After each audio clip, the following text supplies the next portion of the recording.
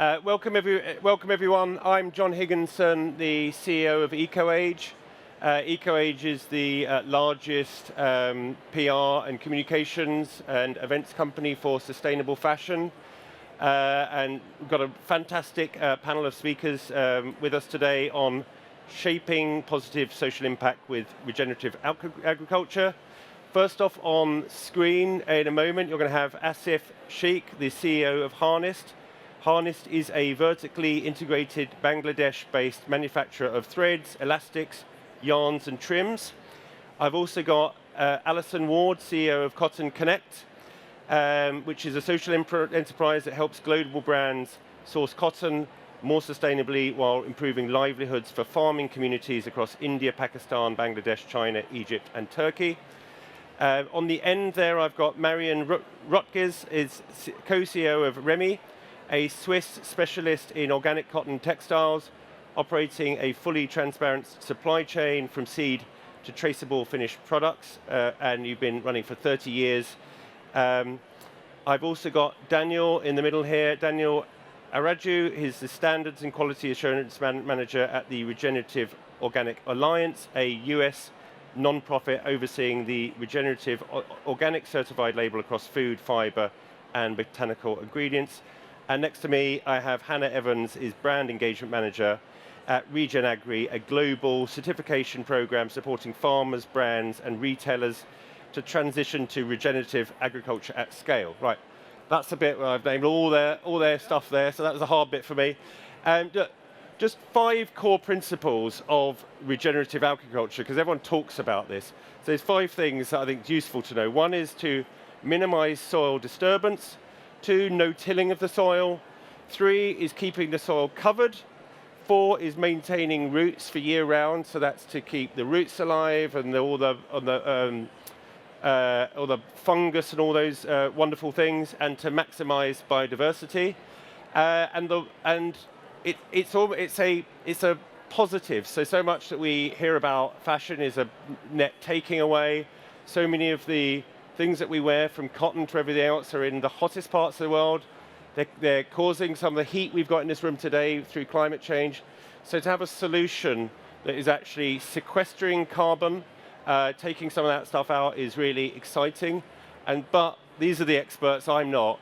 So I'm going to put that to the panel. What does that really mean to you, Hannah? Wow, thank you. So yeah, everyone, just to introduce myself, I'm Hannah. I'm the Brand Engagement Manager at Regenagri. We are a global certification. We help farms transition into regenerative practices all around the world. We actually work with over 350,000 farms at the moment worldwide. So we've been able to scale that very quickly, and through regenerative practices have been able to see really great improvements through environmental causes such as biodiversity, water management, obviously soil health, which is one of the most important parts of regenerative agriculture. But as we're discussing today about the more social side, we're seeing huge social improvements also in communities. I think one of the most positive outcomes socially with regenerative agriculture is knowledge sharing, and I think that's a really huge part for farmers, to create a real collective movement to be able to help farms all around the world put regenerative agriculture into their context, because we work with farms all around the world, which means we never expect a farm in Australia to farm the same way as a farm in India or anywhere else. So we really have to contextualize our annual assessments to make sure that every farm has accessibility into our program as well. So through that, we're able to work with farms all around the world and be able to help them implement the practices, but also help them share their practices with their communities, and to make sure that all of their communities see the rewards of regenerative agriculture, increasing their biodiversity and also helping better water, better schooling. Wonderful. Daniel, I'm going to come to you as well. What does it mean for certification? How's that work? Right, so hi everybody, Daniel here, Standards and Quality Assurance Manager from the Regenerative Organic Alliance, organization overseeing the Regenerative Organic Certified Program, the ROC, the ROC. It's great to be here today. I'm from Brazil, so I never imagined myself complaining European summer, but here I am, you know, sweating, melting here live with you guys. And that brings attention to exact this conversation, exact this matter that John was just introducing. The 5 points that he mentioned about soil health, they are key. They are the very foundation of the regenerative agriculture. This is right, completely right. But we also need to take care of what is above the soil, above the ground, and I'm not talking about the crops only, but also about animals. So animal welfare is important. And even more special, farmer or worker fairness. So the social pillar is very, very important. And both me and Hannah, we agree on this. It's part of the concept, the very concept of regenerative agriculture. You cannot dissociate the social part from the soil health, from the animal welfare. Everything needs to be combined, needs to be working together. And when it comes to the ROC certification, the ROC, we are trying to ensure this through the third-party certification system, of course, but adding key requirements that go after, you know, health and safety for the workers, living wage, long-term contracts, capacity building. So a lot of requirements that are built around this idea that you need to also empower the communities, farmers itself, farm workers, so the whole system can be real sustainable, can be real resilient. So that's the key word everybody's talking about. And for me, you cannot dissociate this from the human piece, and that's key. So Alison, how does it work at Cotton Connect? And I mean, one of the things I instantly think of is it must be costing the farmers more money to be doing this. It must be producing less yield. Is that what you're finding? No, not at all. And I think just to look at a wider context and look at this resilience piece, we're hot today. In India, in Pakistan and Bangladesh, we're seeing temperatures go above 50 degrees. So farmers at the moment, the temperature is really rising and it's unseasonal. We've got El Nino effect, the monsoon is late and it's going to be lighter this year. And literally, I was with one of our partners, the Self-Employed Women's Association yesterday. She was saying, we are praying for rain. We're praying that it rains next week because these cotton seeds need to sprout. And then back to the cost, we're seeing an increase in fertilizer cost at the moment because of the oil situation at the moment. So that's where really we see regenerative agriculture. We have our own regenerative standard, real, and we see the principles really helping farmers adjust to climate change.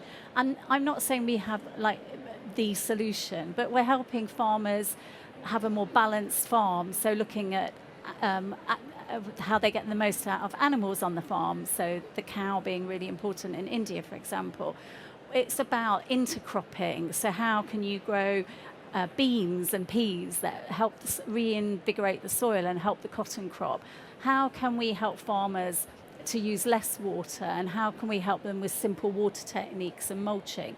So we're really seeing regenerative agriculture as part of this climate response. And we've been spending quite a lot of time with our farmers. We have a group of climate ambassadors, and if I go to Gujarat in northwest India, there's a woman I've met, Kumida Ben, and she was telling me that since learning about climate change, she's a climate change ambassador. She didn't know what climate change was. She thought it was the gods who were dictating the weather. So now she educates other women in her community about climate change and these techniques, the regenerative techniques we talked about. But for me, the most important thing was that she stood up to present to me. I'd come into her home in her village, and her shoulders stood higher and prouder. And she said, my husband and I now work together on the farm, and I help him make decisions. So we've not only increased profit, so we've seen profits increase through these better practices, but we are also changing the status of women in the village. And for me, that's so important as we look at not only agriculture, but we look at the people that are so reliant on it. Thank you. Marion, coming on to you, tell us about traceability and how do you prove things in the supply chain? Yeah, first of all, it's about setting up everything before you can prove it, and I hope that you all understand and listen better than we do. It's so loud here inside. So at Remei we come from 30 years of experience in organic cotton farming and building up a supply chain to traceable organic cotton textiles. And when we see the organic cotton farming and our subsidiaries, so we have own organizations in India as well in Tanzania, they work directly with around 5,000 smallholder farmers. And to be honest, my team from India and Tanzania, they should be sitting here and explain what does it mean, the positive effect of regenerative farming. But what we see, when we started in the early 90s, we built the first organic cotton project in India, and 3 years later, 1994, the first organic cotton project in Tanzania. At that time, we started already with an idea of a social pillar giving purchasing guarantee to the farmers, to bring them in the position and in the opportunity to change the farming practice and to go into an organic journey with us. And when I reflect this in the current situation, I think it's again the same. So we give commitment to farmers that they can leverage up the organic cotton farming into regenerative agriculture. And for us at Remei, it means we see in all these scopes, which is, to be honest, very difficult to understand, as generative in itself is not a definition, so it should be open, it should be long-term, it should never be defined and ended. But we see that there is a place to put all the different pieces of the puzzle together. So suddenly we get an idea that the social impact in terms of giving purchasing guarantee, paying premium, it leverages organic farming into regenerative. And what we also see is that we are a textile trading company, so we sell ready-made garments, but we cannot afford to let the farmers work into one single crop only, because it's such a dependency for the farmers and they have to work in crop rotation anyway. So regenerative farming, we hope that it gives the farmers an opportunity to go into alternative crops, that we can help to create market access for alternative crops. And this will altogether on a long term might create the chance of that regenerative farming gets a positive impact on that. Great. Now my final guest is Assef. Assef's up on the screen here, Assef's very good. He was going to come here. Assef is in Bangladesh normally. He's flown into Ho Chi Minh City. He can't actually see you, so does everyone mind? And it's really hot. Everyone just like clap and cheer and say, yeah, well done, Assef, for getting on, because I know it's like, there you go, Assef, you've got a big cheer coming up, so here we go. I've woken up the audience as well at the same time. Everyone's like sweating here. It's hotter than Bangladesh, I think. But anyway, Assef, come in as our final speaker. I mean, I would... Yeah, come in. Can you hear me? Yeah, we can hear you. Tell us what you're doing with your farmers in Bangladesh. What does regenerative farming mean for you there? Firstly, I checked the weather today, and it's 35 in Brussels and 28 in Ho Chi Minh. So I'm quite happy where I am. So that's a great deal. I would start by saying a few things about Harnest. You know, we're a vertically integrated tier 2, tier 3 manufacturer. We produce sewing thread, trims, accessories, dyed yarns, covered yarns. And recently we launched a responsible trims collection. And the idea is to bring next generation material into smaller, but still very important components of a garment. And that includes T2T recycled material, ocean-safe biodegradable solutions, and other low-impact innovation. Cotton generally is not the largest part of our portfolio, but it is strategically significant. And for that, we see a real opportunity to use verified Regenagri cotton in our products, such as cotton sewing threads, draw cords, woven tapes, elastics, labels, and dyed yarns. So for us, the role is quite practical. We want to take Regenagri beyond the main fabric and into the trims and components as well. And we want to do that with proper traceability, consistent quality, and ability to produce at scale. Great, thank you. Now, hopefully there's going to be a barcode coming up soon for questions from the audience, because I'd love those to come. But I'd just like to start off. I might go in a different order. I'm going to start with you, Marion, and go back this way, just to stretch things up. So, What are some of the main challenges we face in, and I'm going to ask some different questions so we don't get the same thing, but what are the main challenges you find with consumer demand? Or can you answer that? With the consumer demand for regenerative. Yeah, is there consumer demand there? Do consumers even know what it is? And so, I think it might be a challenge. I don't know. I can't answer that. But I think when I just reflected on the last 20 years, that there might be also the risk of that we just serve the next wave in so many regenerative standards to confuse the consumers. I think it's more about the brands. I think the brands have a great opportunity to be connected to the start of a supply chain. I think at Remei we started with the idea of integrating smallholders in a textile supply chain because we understand that a textile supply chain needs to be smallholder inclusive. Otherwise, who should produce the fibers for this supply chain? And from that point of view, I know the main sector is more turning into this question of end of life. At Remei, we always started with start of life.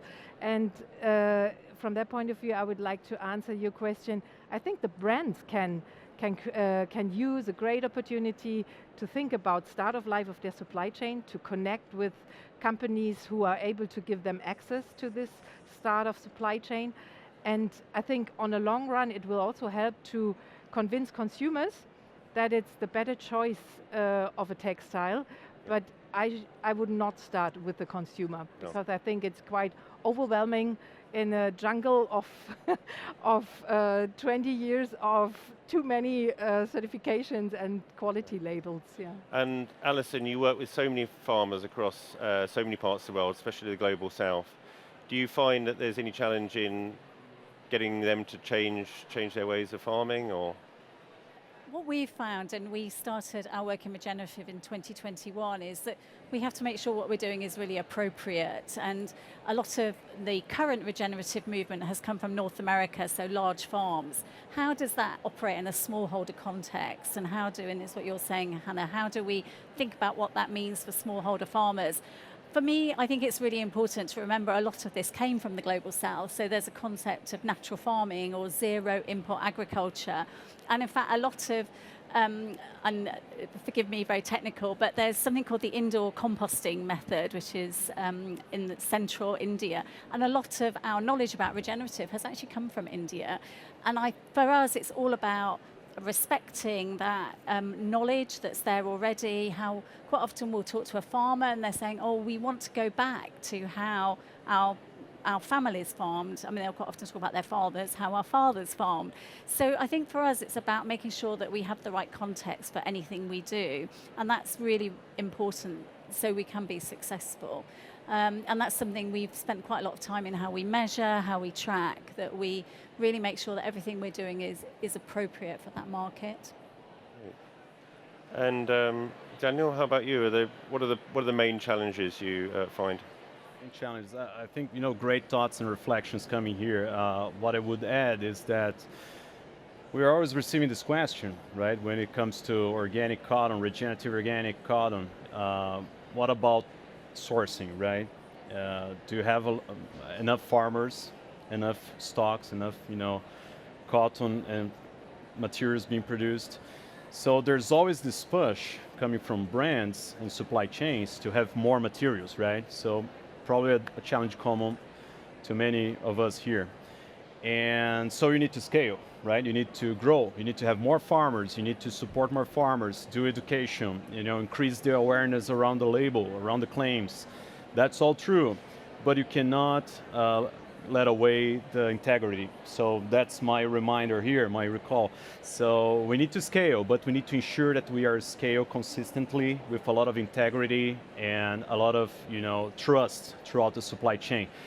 And that's all what a certification is about, right? To deliver trust, to put this extra layer of trust to this to the supply chain, to the sourcing, right? So when the consumer buys something with a label, he or she knows what is buying, what the impact this product is promoting, not only to the biodiversity, to the soil, but also for farmer communities and communities everywhere. So yeah, growing with integrity and trust would be very, very important from my perspective. Yeah, and that must be one of the hardest parts, because presumably the whole reason farming has gone the way it has is we've tried to get higher and higher yields out of the same bit of land, and that naturally means more chemicals, more tilling, all those things that have moved us away from regenerative. So, Hannah, how do we deal with that? That's a very good question. I actually come from a farming family. My family are farmers on both sides of my family for as far as records began, I think. So I think talking about conventional farming and moving away from that, it's really looking back into the past and how we used to farm and how we used to farm holistically. And before conventional farming came along, actually, we were doing okay, and we were working with biodiversity, and we were working with the land and protecting the land. And I think, unfortunately, we're in a space right now where conventional farming has been passed down to generations because that's how my parents farmed and that's how their parents farmed. So really, it's kind of looking back into history and saying we can go back and we can adjust. It's going to take a transition and it's going to take a bit of time. But it's really sharing that knowledge and looking back to indigenous tribes and looking back to their knowledge and looking back to people who have been farming the land for generations to really understand how we can get back to a better place with it, really. So I think lack of knowledge is a huge part around farming, and actually farmers being quite scared of change. I can definitely speak for my family when I say that, but and it's really just encouraging that through the next generations and educating for how we can protect our soil and protect our farms. Great. Finally, before I come to questions, and thanks to those who've been bringing in questions. So Assef, I know that you've launched earlier this year the Responsible Trims Collective. Do you want to tell us about that and what that means? Absolutely. So we're trying to bring in more responsible material into the market. So starting from, can you hear me? We can. Okay, yeah. So, we like I said, we launched the Responsible Trim Collection. So it's a platform where we bring in next generation material into smaller but more important components of the garment. And this includes T2T biodegradable material with lower impact innovations. And I think Regenagri, we have a big scope for that in terms of denim, in terms of Regenagri cotton in our sewing threads, in our elastics, in our dyed yarns. So there is a big scope on that line, and we want the Regenagri beyond the main fabric and into the smaller trims and components, I believe. Great. I'm going to come on to some of the questions that have been coming, so thank you very much indeed from the panel. There's a question to you, Alison, in terms of someone's asked what brands are actually working with you. I know that we've been told we're not meant to be talking about that, but it's come from the audience, so I think you can say it.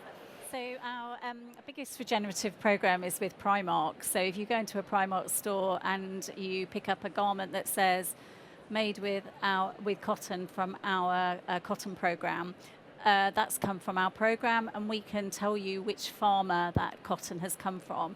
So what's been really important, and you alluded to it, is not only do we have the impact at the farm, but we have to have these traceability systems, because you're all aware of EU legislation, DPP, etc., etc. So we have to combine both farm level impact, but also the ability to track and trace that cotton right from the farmer right up to garment.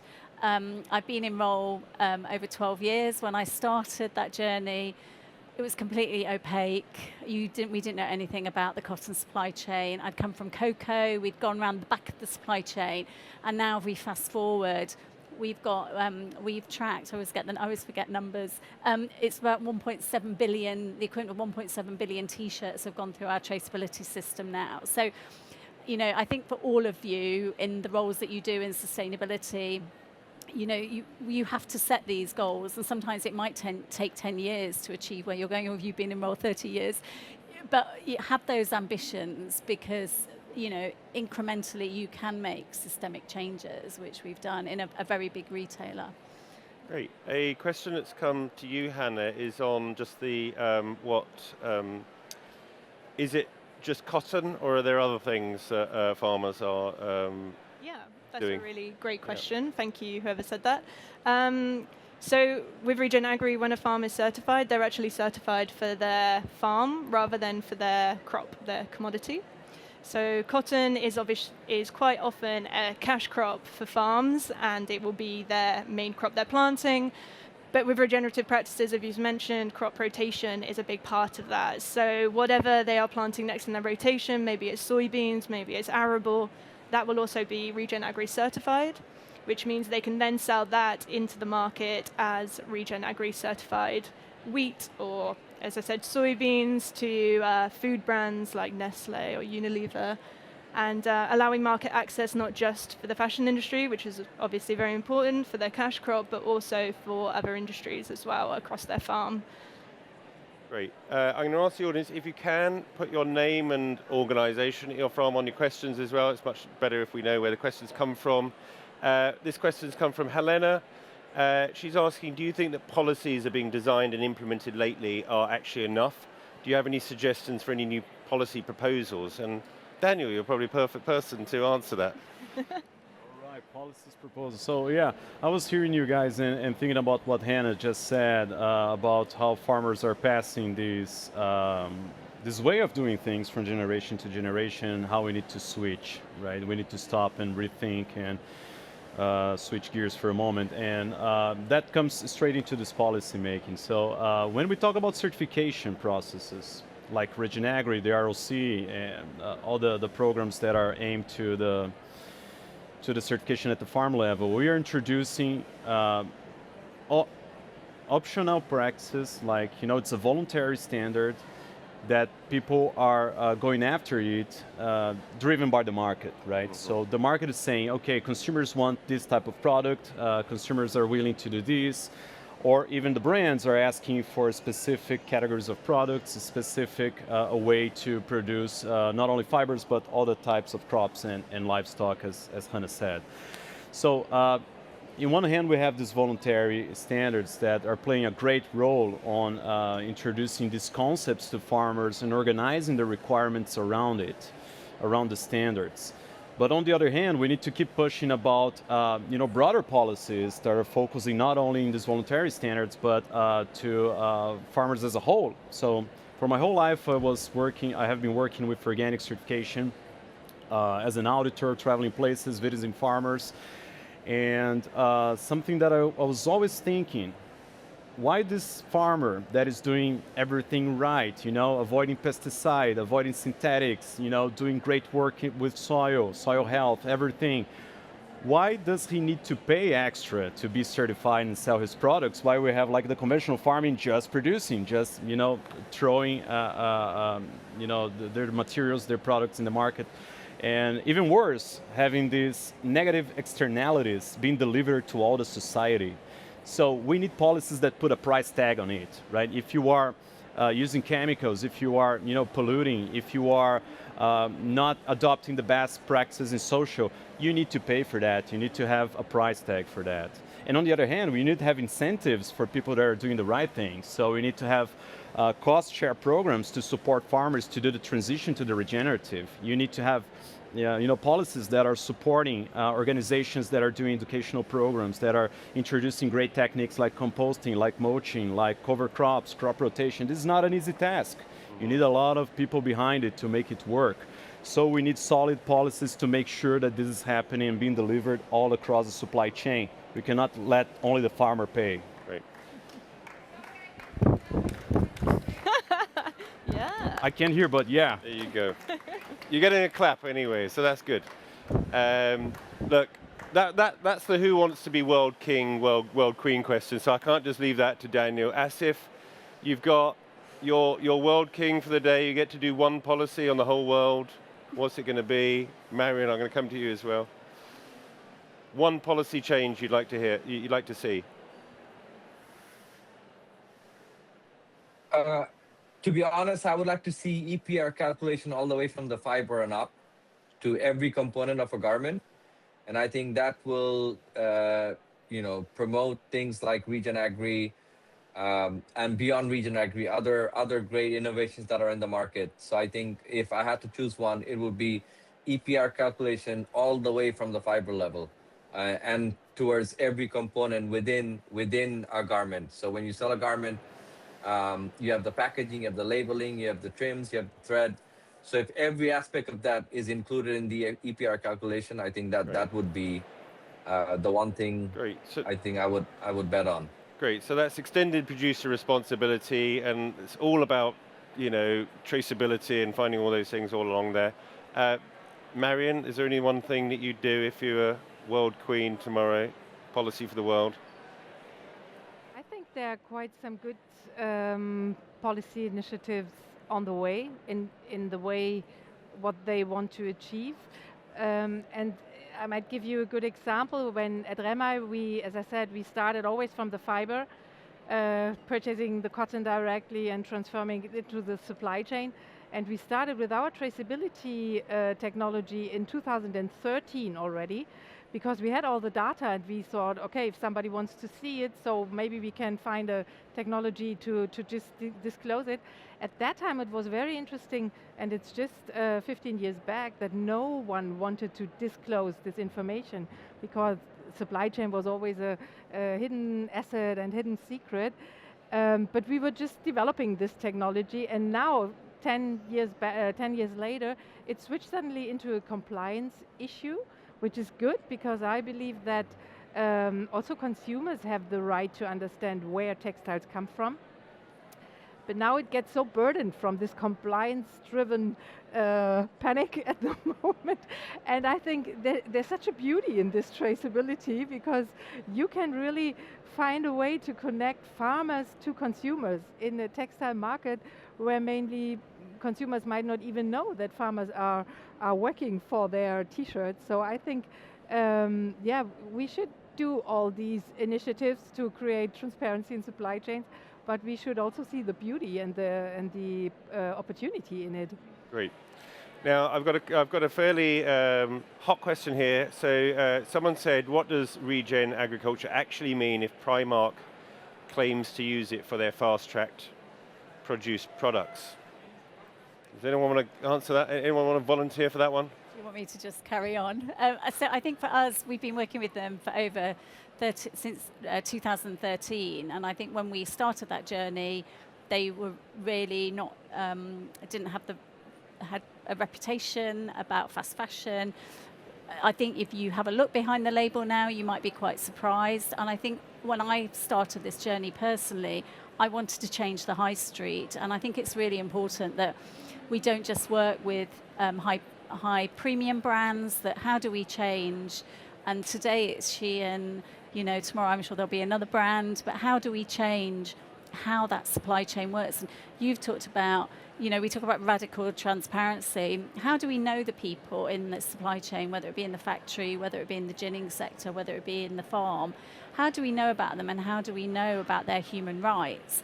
And for us and the work we do with Primark and with other retailers, it's about uncovering and having visibility of those people, and whether it be the impact on the planet, but thinking about human rights due diligence. We've been doing a lot of work about a grievance mechanism at a farm level, and that's within our Primark program.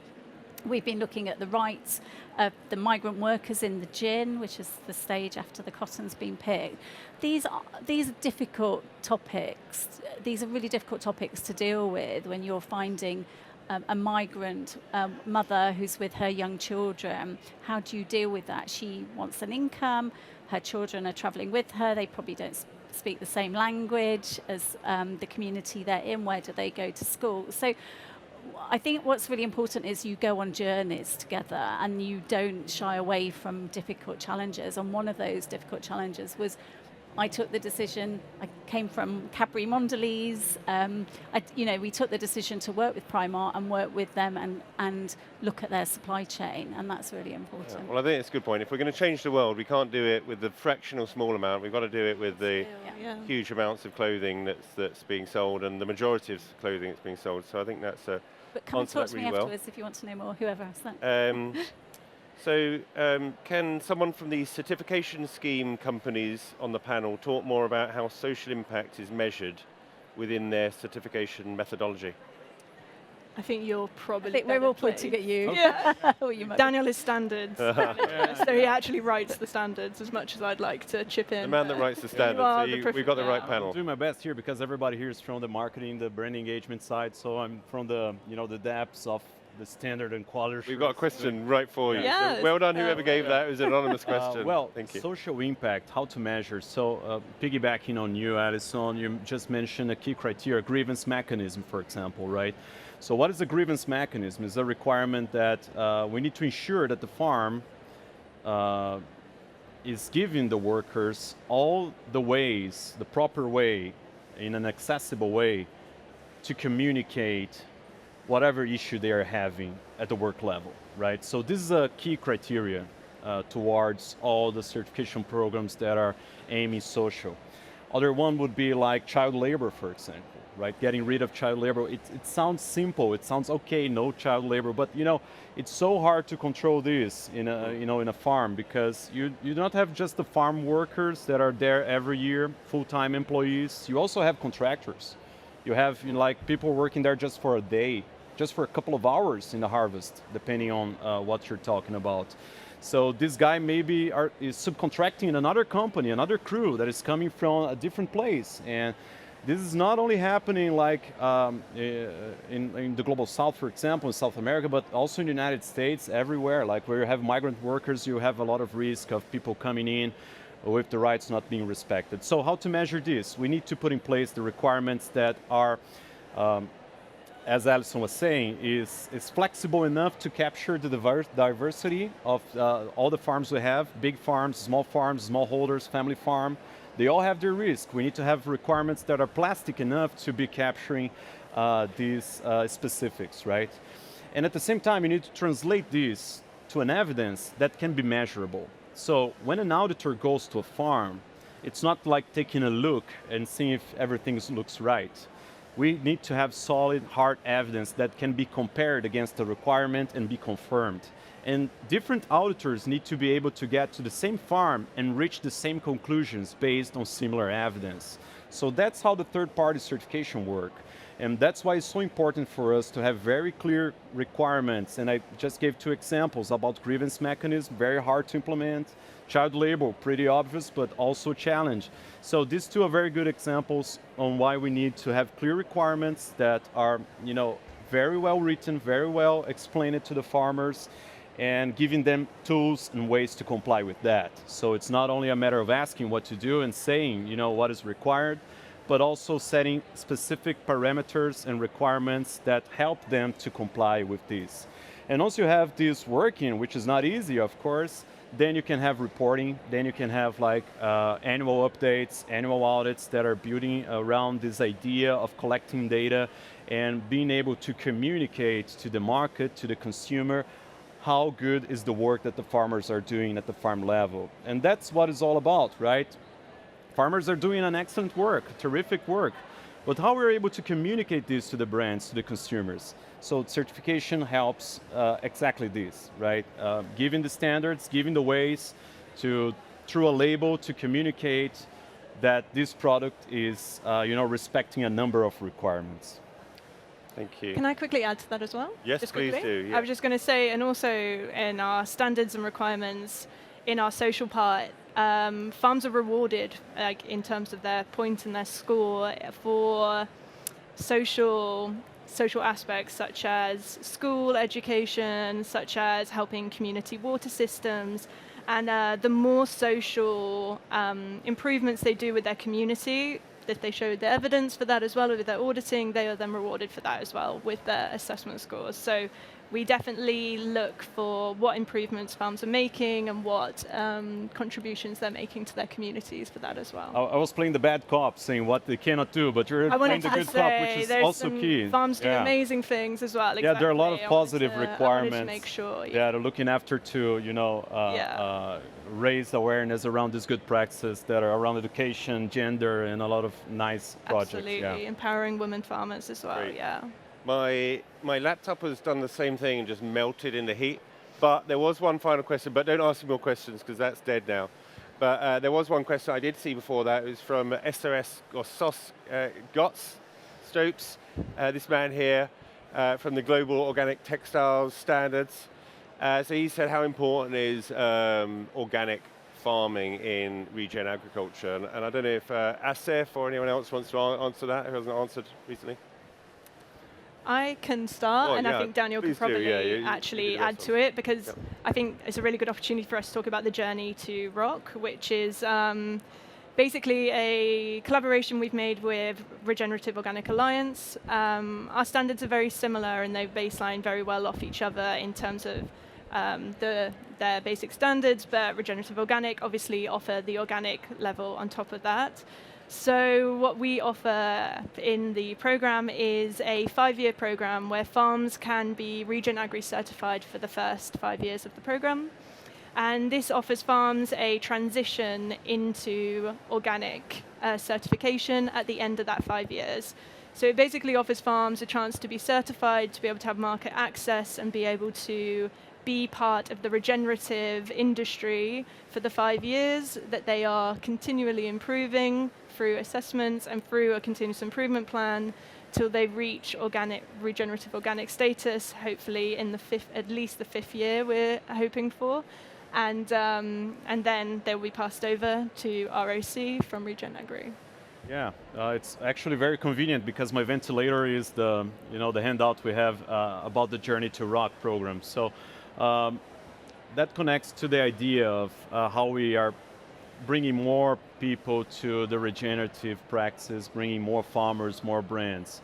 So at the Regenerative Organic Alliance, we are overseeing the ROC program, which combines the organic certification as a baseline, and on top of that, we are asking the farmer to implement regenerative practices that are going across animal welfare, soil health, and social fairness, as I explained. So we could stay very convenient in the sacred hill, with only the organic folks waiting, things to happen by themselves. But we need to build ways for people to reach there, to reach this place, right? So the Journey to ROC is this partnership that we are starting with Regenagri to bring farmers first to the regenerative movement, right? To introduce them regenerative practices. And during this time, they are transitioning to organic, right? It normally takes 3 to 5 years to do this. So they need to start somewhere. So they're starting regenerative. That's a very good place to start, right? So they can be Regenagri certified during this period. And after they complete the transition to organic, they can be both Regenagri and Regenerative Organic certified, giving them this extra claim for them to use. And you want to add something? You did ask about glyphosates, yeah, okay. I'm sorry, about what? Glyphosates, using glyphosates. Oh, glyphosates, okay, so good. Through continuous improvement, it is the plan to reduce, that is in the improvement plan, to reduce the inputs to reach organic status. So, yeah, of course, in the ROC, they're not using any pesticides, any synthetic inputs at the soil level, at the plant protection, nothing of these.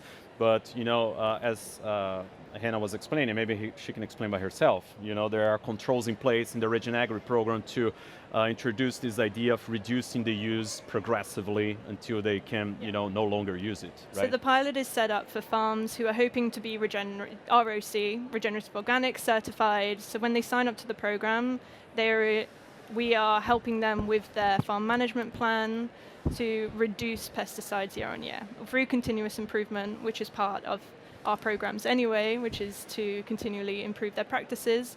So it's offering a transition. It's not saying be organic tomorrow, because farms can't do that. It's saying continually improve and continually reduce to reach organic eventually.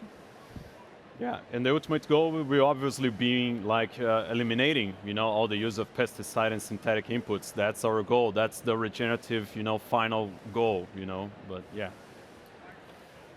I'm sorry, I can't hear, but yeah.